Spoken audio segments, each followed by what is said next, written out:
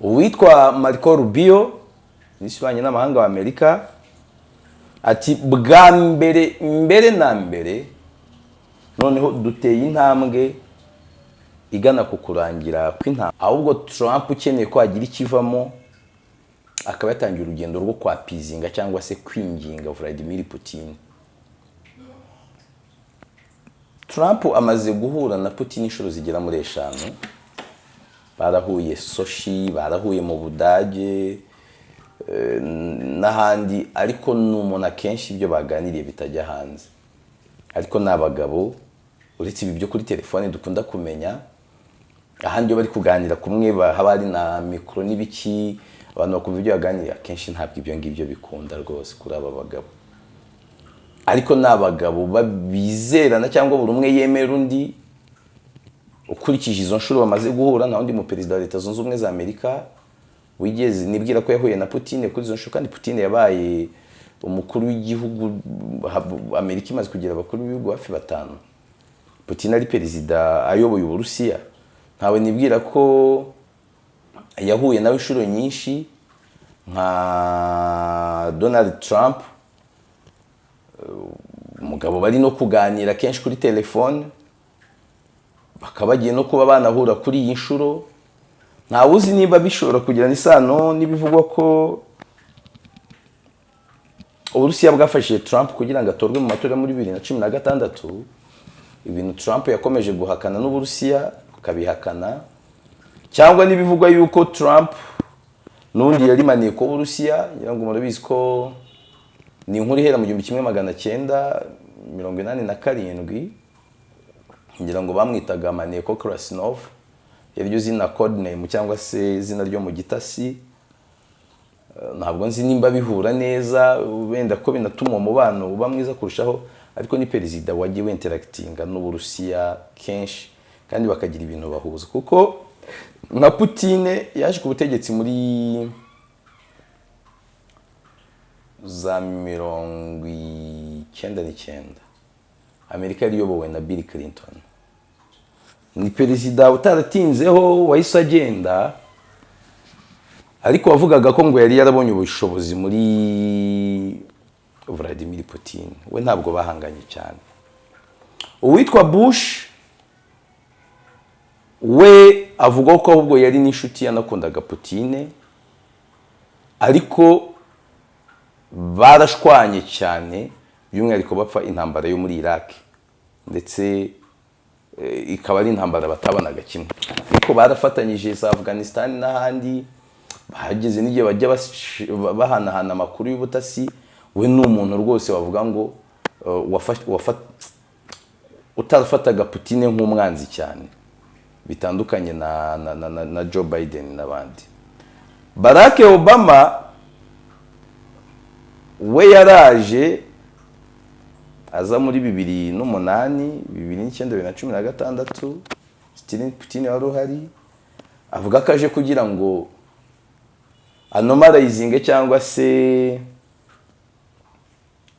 asubize mu buryo umubano mubi hagati y'Uburusiya ndetse na Leta Zunze Ubumwe za Amerika. Ariko nabo barushijeho gushwana cyane, bapfa by'umwihariko intambara yo muri Syria ndetse n'iyo muri Ukraine, kuko ngira ngo muri Ukraine murabizi biyometseho Crimea muri 2014, kongera ibyo muri Syria byari bikaze back muri 2015 n'iki. Ibyo byagiye bituma Obama arushaho gushwana n'Uburusiya bwa Vladimir Putin. Uwitwa Trump wa mbere, aka kanya tuvugana ibihumbi by'amatoni y'ibiribwa byuzuye ubwato burimo kogoga inyanja z'isi bugana mu bihugu bitandukanye. Nguko uko Gasharu General Trading Limited ishyira ibyo kurya ku meza yacu. Kompanyi ikorera mu mujyi wa Kigali, izobereye cyane mu byo gutumiza ibyo kurya mu mahanga, cyane cyane salsa tomato paste ziva mu Butaliyani, umuceri uva mu Buhindi, Pasco tomato paste ziva mu Misiri n'ibindi. Niba uri umucuruzi, kurangurira ibyo kurya muri Gasharu General Trading Limited nicyo cyemezo kiruta ibindi ushobora gufata uyu munsi. Batanga facture ya EBM yuzuye ihwanye n'amafaranga wishyuye. bakorera mu mujyi muri Centenary House ariko bakagira ububiko bunini ku Muhima hafi y'urusengero rw'Abadivantisite. Hamagara 0788 30 23 99 cyangwa 0782 70 40 20. Wigeze wibaza ushobora kubona inzu nziza ku giciro ushoboye cyangwa se ubutaka bufite ibyangombwa butarimo ibibazo? Nta mpamvu yo gukomeza gushakisha, ibisubizo byose biraha. Imari Real Estate turagufasha kugura no kugurisha ibibanza, amasambu ndetse n'amazu yaba mato cyangwa manini. Dukata amasite meza kandi yizewe, tukayagurisha mu mucyo no mu bwitonzi. Ufite amafaranga make, ntugire ubwoba, turagushakira inzu cyangwa ubutaka bujyanye n'ubushobozi bwawe. Ufite ubutaka buto cyangwa bunini, turagufasha gukora inyigo y'inzu wakubakaho bijyanye n'ubushobozi bwawe. Dufite ubunararibonye mu gutanga ubujyanama ku butaka wagura buzira ingaru, mu kwirinda amakimbirane abushingiyeho. Mu bunyamwuga buzira amakemwa, nitwe ducunga amazu yawe mu buryo bwizewe. Duhamagare kuri 0783 57 86 72 cyangwa utugane ku mbuga nkoranyambaga zacu nka YouTube na Instagram, hose twitwa Imari Real Estate. Imari Real Estate, twubaka icyizere, inzozi zikaba impamo. Reka nongere mbasuhuze inshuti mukunda kandi mugakurikira amakuru n'ibiganiro byankuye mu Rugiye Yves Official. Nizere ko mumeze neza cyane. Abatameze neza ndabifuriza kuza kumera neza, kubera ko ubuzima ntabwo buri gihe buza uko tubishaka, hari igihe buza uko twahatanye cyangwa twahiriwe, ariko hahirwa abakora. Mukore rero kandi muhanyanyaze, mugerageze. Mbere yo kujya mu kiganiro ndashaka kubanza kubabwira deal nziza cyane. Icyambere, ntuzabure umusirimu ngo ubeho udafite passport cyangwa laissez-passer, kubitunga n'uburenganzira bwawe nk'uko utunze indangamuntu. Kubibona biroroshye ndetse birahendutse. Ibaze ko ku bihumbi 100 byawe uba ufite passport y'imyaka 10. Ntabwo immigration y'u Rwanda yantumye ko bamamariza passport kuko ntabwo bacuruza. Ahubwo nandi kukubwira ko iyo ufite passport ushobora kwihuta ukanoroherwa gukora ingendo zawe mu mahanga. Ariko passport ntihagije mu bihugu bimwe na bimwe, uba ukeneye visa. Iyo visa rero kuri bamwe birabagora kuyibona. Murangiye abagabo babizerwa bagufasha kuvanaho ingorane zose uhura nazo mu rugendo rwo gushaka visa ya Schengen, visa ya Canada, visa ya Leta Zunze Ubumwe za Amerika n'ahandi. Aha ushobora kufashwa kubona visa yo kugenda nk'umunyeshuri, visa yo gusura umuryango, visa yo kugenda nk'umukozi mpuzamahanga, visa yo bukerarugendo cyangwa se yo gushaka amahirwe mashya y'umurimo. Abo nkubwira bagufasha nta bandi ni World Way Hub. Bahamagara cyangwa ubandikire kuri 0788 350949 cyangwa 0723851882. Ku bari Canada na Amerika, akamenyetso ko guteranya rimwe 819 364 88 ubundi rwose uzaba nshima nyuma ko naguhuje n'abantu bazima cyane, cyangwa se abantu ushobora kugira utya ukavanaho deal yunguka. Twigire mu kiganiro. Ku munsi w'ejo nibwo perezida w'Uburusiya Vladimir Putin yabonanye n'intumwa ya Donald Trump yitwa Steve Witkoff, bamarana isaha 3. Babajije Ushakov, witwa Sergei Ushakov, uyu ni umupampe wa Putin, n'umuntu we cyane, n'umwambari we cyane, cyangwa rikanje nkoresha umuyede, ijambo namaze kwinjiza amaha. Ubundi abayede ntabwo ari ababo kubikwa gusa, n'abategetsi bagira abayede basoma mbike babo. Umuyede wa Putin witwa Ushakov arangije aravuga ati, ngewe muze kundinda kugira ikintu nza kuvuga kuri ibi bintu Amerika itaragira ikibivugaho. Birarangira. Donald Trump aravuga ati, ni umuhuro mwiza, ndetse twizeye ko uza gutanga umusaruro. Uwitwa Marco Rubio n'ishyiranye n'amahanga wa Amerika ati bwa mbere na mbere noneho duteye intambwe igana ku kurangira kw'intambara kurenza ibindi byati ntabwo iri burangire nonaha atari ko duteye intambwe ifatika ati kuko nibwo bwa mbere tumenye neza icyo Vladimir Putin n'Uburusiya bwe bashaka kugira ngo intambara irangire. Nubwo bimeze gutya ariko bakavuga ko ari byiza, Trump akavuga ko ari byiza nk'uko yabyanditse kuri Truth Social yiwe cyangwa se ku rubuga rwe n'abandi, yewe na Ushakov yavuze ko ari byiza, yavuze ko ari byiza. Umuhuro wagenze neza, avuga ko bikije cyane ku ntambara yo muri Ukraine, avuga ko baganiriye cyane ku ubufatanye hagati ya Leta Zunze Ubumwe za Amerika n'Uburusiya, ibintu bitanakuraho ko ejo bundi n'ejo kwanza Amerika izafatira Uburusiya ibindi bihano, ari ndaza kubigarukaho ngaruka ku bihano Amerika iri gufatira ibihugu birimo Ubuhinde na Brazil, ariko bose bati ibintu ni byiza ngo banaganiriye kuri ubwo bufatanye. Ikirimo kirenze ibyo rero aricyo gitumye mvuga ngo mfatiye iminota irenga 10 ho gato tubiganireho, nuko ngiye ndi kuvuga ko nta cyavuyemo, ahubwo Trump ukeneye ko agira ikivamo akaba yatangiye urugendo rwo kwapizinga cyangwa se kwinginga Vladimir Putin. Ibyo ndabikurayo. Mbona ko kuri uru rugendo rwa Steve Witkoff yari yakoreye mu Burusiya rwari nk'urugendo rwo gutakambira Putin kugira ngo yoroshye ibitero, ariko n'ikijyanye n'ibiganiro abe yakoroha, yemera icyitwa guhura na Zelensky, ikintu yakomeje kwanga. Abarusiya Putin yanze guhura na Zelensky, navuga ngo ku ruhande rumwe ni Zelensky wikozeho kuko bakabaye barahuye Abarusiya bakimwemera. Ariko Zelensky muri 2022 mu kwezi kwa kane ubwe yaciye iteka ry'uko guhura na Putin bigize icyaha, ko nta munya Ukraine wemereye kunegosiya n'Uburusiya nyuma ya za referendum zo muri Donbass.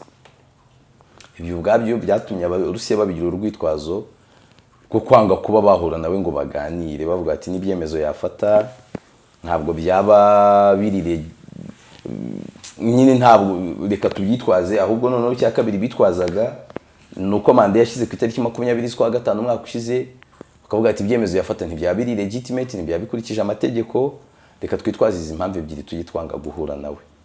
Nkabona ko Putin yari yatumweho ngo bamwinginge ave kwizima yemere kuba yahura na Zelensky. Gihamya nkayikura mu kuba Donald Trump bidateye kabiri hahise hamenyekana amakuru ko bazahura mu cyumweru gitaha we na Putin. Trump intumwa y'ikimara ko yari bitangaje mbere avuga ko yifuza ko habaho guhura kwa Zelensky na Putin, ndetse ko byaba byiza na wabaye ahari. Ariko ni mugoroba ibitangazamakuru birimo CNN, Daily Mail ndetse n'ibindi byose bikaba byagiye bisubiramo ko witwa Donald Trump na Vladimir Putin na Zelensky bagomba guhura mu cyumweru cyiza. Uko guhura kwa Trump na Zelensky ndetse na Vladimir Putin ikaba ishobora kuba intambwe nziza none iganisha kukumvikana, byo mbifitiye icyizere kuko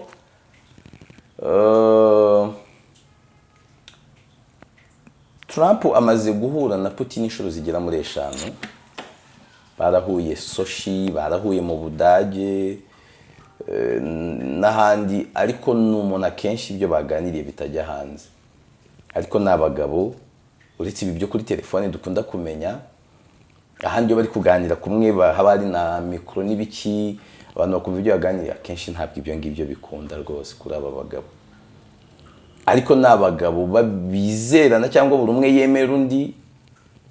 Ukurikije izo nshuro bamaze guhura, nta wundi mu perezida wa Leta Zunze Ubumwe za Amerika wigeze nibwira ko yahuye na Putin kuri izo nshuro, kandi Putin yabaye umukuru w'igihugu, Amerika imaze kugira abakuru b'ibihugu hafi 5. Putin ari perezida ayoboye Uburusiya, ntawe nibwira ko yahuye nawe inshuro nyinshi nka Donald Trump, umugabo bari no kuganira kenshi kuri telefone, bakaba bagiye no kuba banahura kuri iyi nshuro. Ntawe uzi niba bishobora kugirana isano n'ibivugwa ko Uburusiya bwafashije Trump kugira ngo atorwe mu matora muri 2016. Ibintu Trump yakomeje guhakana n'Uburusiya ukabihakana, cyangwa n'ibivugwa yuko Trump n'undi yari maneko Uburusiya, ngo murabizi ko ni inkuru ihera mu 1987 ngira ngo bamwitaga Maneko Krasinov, yari ryo zina code name cyangwa se izina ryo mu gitasi. Ntabwo nzi nimba bihura neza, wenda ko binatuma umubano uba mwiza kurushaho, ariko ni perezida wagiye interactinga n'Uburusiya kenshi kandi bakagira ibintu bahuza, kuko nka Putin yaje ku butegetsi muri za 1999. Amerika yari iyobowe na Bill Clinton. Ni perezida utaratinzeho wahise agenda, ariko wavugaga ko ngo yari yarabonye ubushobozi muri Vladimir Putin. We ntabwo bahanganye cyane. Uwitwa Bush we avuga ko ahubwo yari n'inshuti yanakundaga Putin, ariko barashwanye cyane, by'umwihariko bapfa intambara yo muri Iraq, ndetse ikaba ari intambara batabanaga kimwe, ariko barafatanyije za Afghanistan n'ahandi. Bahageze n'igihe bajya bahanahana amakuru y'ubutasi. We ni umuntu rwose wavuga ngo utarafataga Putin nk'umwanzi cyane, bitandukanye na Joe Biden n'abandi. Barack Obama we yaraje aza muri 2008, 2009, 2016. Still Putin wari uhari, avuga ko aje kugira ngo anomalizinge cyangwa se asubize mu buryo umubano mubi hagati y'Uburusiya ndetse na Leta Zunze Ubumwe za Amerika, ariko nabo barushijeho gushwana cyane, bapfa by'umwihariko intambara yo muri Syria ndetse n'iyo muri Ukraine, kuko ngira ngo muri Ukraine murabizi biyometse kuri Crimea muri 2014, kongera ibyo muri Syria byari bikaze back muri za 2015 n'iki. Ibyo byagiye bituma Obama arushaho gushwana n'Uburusiya bwa Vladimir Putin. Uwitwa Trump wa mbere nawe yarahari mwihangana, ariko biteruye n'ibihano. Biden we murabyibuka byose n'ibyino ntambara twagiye tugarukaho. Muri abo bose rero bagiye bagirana umubano na Putin mu buryo butandukanye, nta numwe utarabonanye nawe, ariko nta numwe bigeze babonana kenshi cyangwa mu buryo busa nk'ubwa Donald Trump. Uku guhura kwabo, ibitangazamakuru bitandukanye biravuga ko gushobora kuza kuba mu cyumweru gitaha. Icyumweru gitaha ubundi bye byavuzwe ko ukumvikana ku kurangiza intambara bizaba ku itariki 8. Nubwo nimba bazahura mu cyumweru gitaha, bisobanuye ko itariki 8 zirenga nta kumvikana kubayeho. Ahubwo icyo amenya nuko ku itariki 8 Uburusiya buza kuba bufatirwa ibindi bihano ngibyo. Reka mbashimire cyane ko tubanye muri iki kiganiro, badarikire kuza kwana namwe mu yandi makuru n'ibiganiro. Nitwa Nkwe mu Rugiye Yves, ntimugire umujinya kandi muraka.